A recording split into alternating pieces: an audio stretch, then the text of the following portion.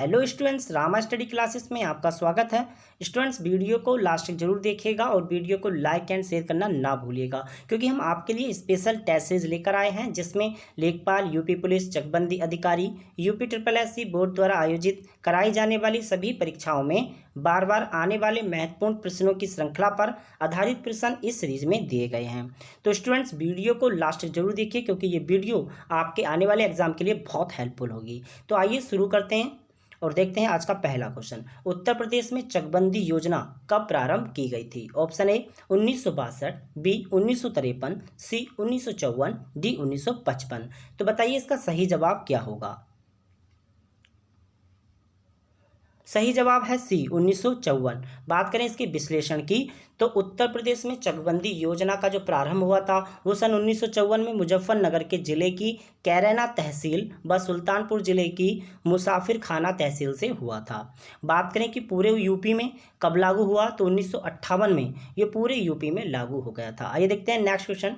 लिखित संविधान की अवधारणा ने सर्वप्रथम कहाँ जन्म लिया था? Option A America, B France, C रूस, डी भारत। तो बताइए इसका सही जवाब क्या होगा। सही जवाब है बी यानी फ्रांस। बात करें विश्लेषण की, तो फ्रांस का पहला संविधान 1789 में लिखा गया।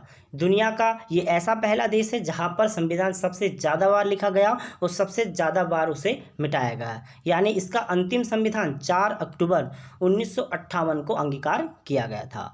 ठीक है, आइए देखते हैं नेक्स्ट क्वेश्चन। उत्तर प्रदेश में लिंगानुपात वर्ष 2001 में 898 से वर्ष 2011 में कितना हो गया? Option A 930, B 912, C 922, D 925। तो इसका सही जवाब बताइए क्या होगा। सही जवाब है बी यानी 912। भारत की जनगणना 2011 के अनुसार लिंगानुपात 943 है, जबकि उत्तर प्रदेश का लिंगानुपात 912 है, जो कि 27वें स्थान पर है। पहले स्थान पर केरल है और सबसे कम दमन और दीव है। बात करें, ये संख्या 1000 पुरुषों पर बताई जाती है। आइए देखते हैं नेक्स्ट क्वेश्चन। उत्तर प्रदेश में आवास विकास परिषद का गठन कब किया गया? Option A 1958, B 1962, C 1964, D 1966। तो बताइए इसका सही जवाब क्या होगा। सही जवाब है डी यानी 1966। बात कर लेते हैं विश्लेषण पर। अप्रैल 1966 में आवास एवं विकास योजनाओं का नियोजित ढंग से कार्यान्वयन करने के लिए प्रदेश सरकार ने राष्ट्रीय स्तर की आवास नीति एवं कार्यक्रम के अनुसार आवास संबंधी कार्यों में समन्वय लाना, यानी जितनी भी केंद्र सरकार की योजना है उन्हें राज्य स्तर में बांटना।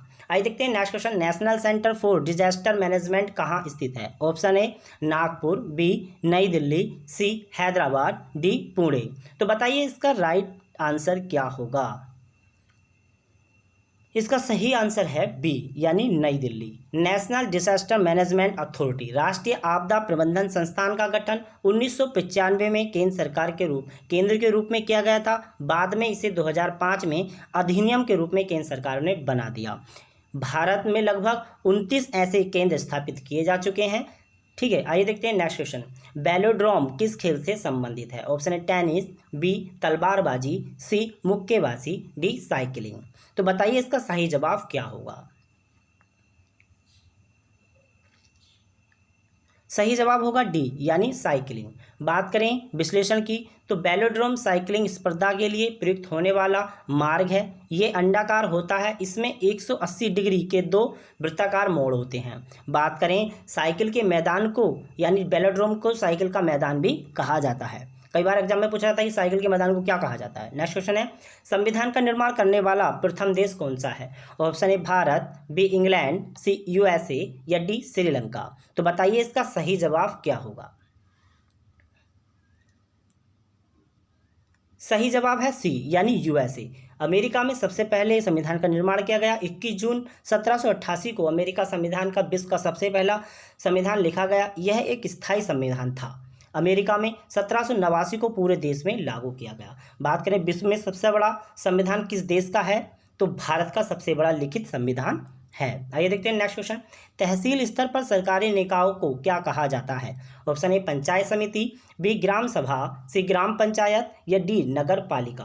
तो बताइए इसका सही जवाब क्या होगा। सही जवाब होगा ए यानी पंचायत समिति। बात करें विश्लेषण की तो पंचायत समिति ग्राम पंचायत और जिला परिषद के मध्य की कड़ी होती है। ये एक स्थानीय सरकारी निकाय है जिसमें जिला परिषद को दो भागों में बांटा गया, एक ब्लॉक स्तर पर और एक नगर निगम स्तर पर, और ये दोनों ही टैक्स लेने का काम करते हैं। ठीक है, आइए देखेंगे नेक्स्ट क्वेश्चन। अंतरिक्ष में जाने वाले प्रथम व्यक्ति का नाम क्या है? Option A Ronald Amundsen, B Renault Meyer, या सी रॉबर्ट प्यारी, या डी मेजर यूरी गॉगरिन। तो बताइए इसका सही जवाब। सही जवाब है डी, यानी मेजी यूरी गागरिन जो है वो पहले अंतरिक्ष में जाने वाले व्यक्ति हैं। जब 12 अप्रैल 1961 को ये यूरी गागरिन बाह्य अंतरिक्ष यात्रा करने के लिए जाने जाते हैं, जबकि इनका ही यान पूरे वर्ल्ड का यानी पूरी दुनिया का अंतरिक्ष में चक्कर लगाने वाला पहला यान है। आइए देखेंगे नेक्स्ट क्वेश्चन। ऑक्सीजन की खोज किसने की थी? यानी ऑक्सीजन की खोज करने वाले व्यक्ति कौन है? Option A Karl Seeley, B Hooke, या सी हिजनबर्ग, या डी विलियम्स। तो बताइए इसका सही जवाब क्या है। इसे दो प्रकार से क्वेश्चन को पढ़ा जाएगा, मैं अभी बताऊंगा। इसका राइट आंसर है ए, यानी कार्ल सीले। ऑक्सीजन की खोज सर्वप्रथम 1772 में स्वीडिश रसायनविद कार्ल सीले के द्वारा की गई, लेकिन इन्होंने इसे गैस को फायर एयर की संज्ञा दी, जबकि 1774 में प्रिस्टले ने इसे ऑक्सीजन और प्राणवायु की संज्ञा दी थी। तो इसलिए इसके ऑक्सीजन के दो ही खोजकर्ता पाए जाते हैं, एक तो कार्ल सीले और प्रिस्टले। नेक्स्ट क्वेश्चन है, लेखपाल द्वारा 10 अगस्त से प्रारंभ की जाने वाली खेतों की पड़ताल को क्या कहते हैं? ऑप्शन ए रबी, बी खरीफ, सी जायद, या डी अमन। तो इसका राइट आंसर बताइए क्या होगा। इसका सही जवाब है बी, यानी खरीफ। बात कर लेते हैं। लेखपाल वर्ष में 3 बार खेतों का निरीक्षण करते हैं और सत्र का पहला निरीक्षण 10 अगस्त को खरीफ के पड़ताल के रूप में किया जाता है। बात करें खरीफ की फसल जो है वो धान, मक्का, ज्वार, बाजरा, मूंगफली, मूंग, गन्ना, सोयाबीन, जूट, सन, कपास आदि हैं। आइए देखते हैं नेक्स्ट क्वेश्चन। उत्तर प्रदेश में भू राजस्व अधिनियम कब बनाया गया था? ऑप्शन ए 1885, बी 1905, सी 1901, या डी 1948। तो बताइए इसका सही जवाब क्या है। इसका सही जवाब होगा सी 1901 में। बात करें विश्लेषण की तो इस अधिनियम में प्रावधान था कि राज्य सरकार इसके अंतर्गत अभिलेखों को तैयार करने के लिए एक लेखपाल की नियुक्ति करेगी। इस अधिनियम को पहले स्थायी बंदोबस्त और रैयतबाड़ी और जिम्मेदारी यानी जमींदारी की व्यवस्था के रूप में जाना जाता था। अब ये अधिनियम बन गया है। नेक्स्ट क्वेश्चन देखेंगे। राष्ट्रीय आय निकालने के लिए एनएनपी में से किसे घटाया जाता है? ऑप्शन ए अप्रत्यक्ष कर, बी पूंजी उपयोग छूट, या सी रकम, या डी ब्याज। तो बताइए इसका सही जवाब क्या है। बात करें सही जवाब की तो सही जवाब है ए अप्रत्यक्ष कर। और बात करें विश्लेषण की तो भारत में राष्ट्रीय आय का सर्वप्रथम अनुमान 1868 ईस्वी में दादा भाई नेरोजी ने लगाया था। इनके अनुसार भारत में प्रति व्यक्ति आय 20 रुपये वार्षिक थी।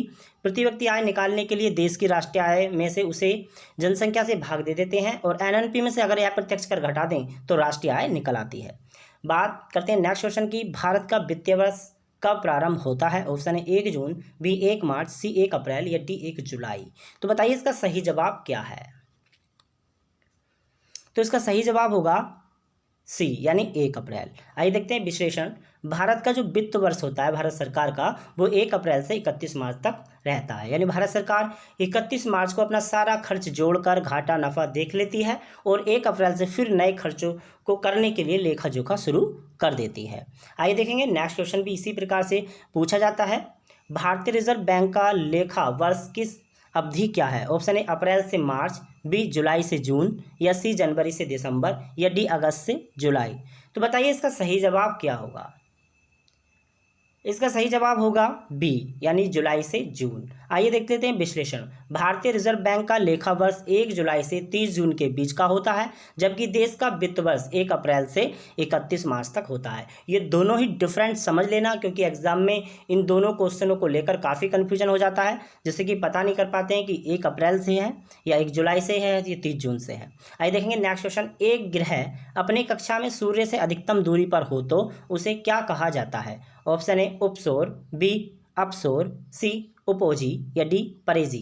तो बताइए इसका सही जवाब क्या होगा। इसका सही जवाब होगा बी अपसौर। जब पृथ्वी से सूर्य के बिल्कुल पास होती है तो उसे उपसौर कहते हैं और उपसौर की स्थिति 3 जनवरी को होती है। इन दिनों दोनों के बीच की दूरी 14.70 करोड़ किलोमीटर दूरी होती है। जब पृथ्वी सूर्य से अधिकतम दूरी पर होता है तो उसे अपसोर कहते हैं और ये 4 जुलाई को होता है। आइए देखेंगे नेक्स्ट क्वेश्चन। चौक पूर्णा भारत के किस क्षेत्र की लोक कला है? Option A Uttar Pradesh, B Madhya Pradesh, C Chhattisgarh, D Bihar.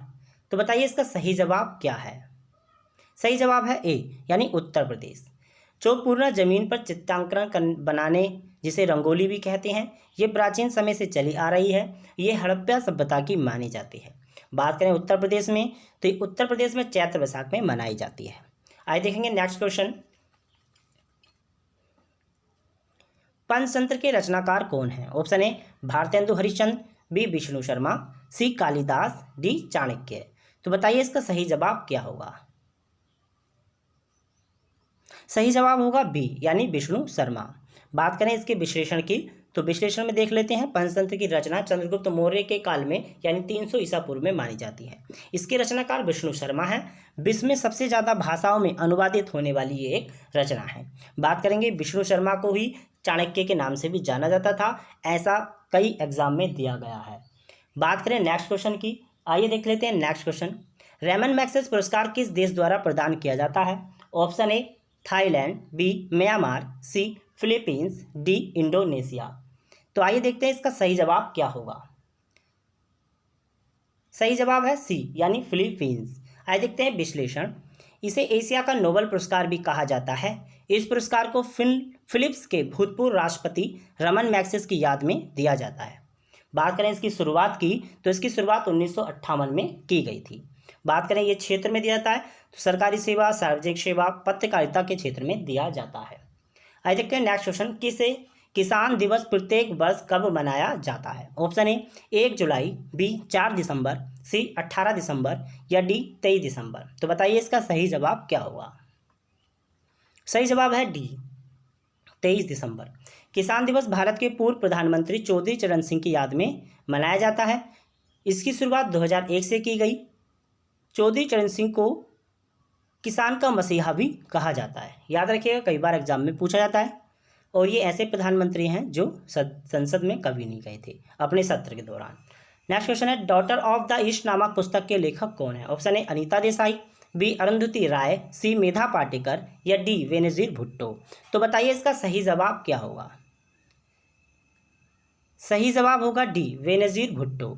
आइए देखते हैं विश्लेषण। 7 जनवरी 1989 को पाकिस्तान के 11वीं प्रधानमंत्री बेनजीर भुट्टो ने इसे लिखा है। ठीक है, और इसे एक रिफ्यूजी गर्ल के ऊपर अवतरित किया गया है। अगर हमारी वीडियो आपको हेल्पफुल लगती है तो इसे लाइक शेयर करना ना भूलिएगा। धन्यवाद।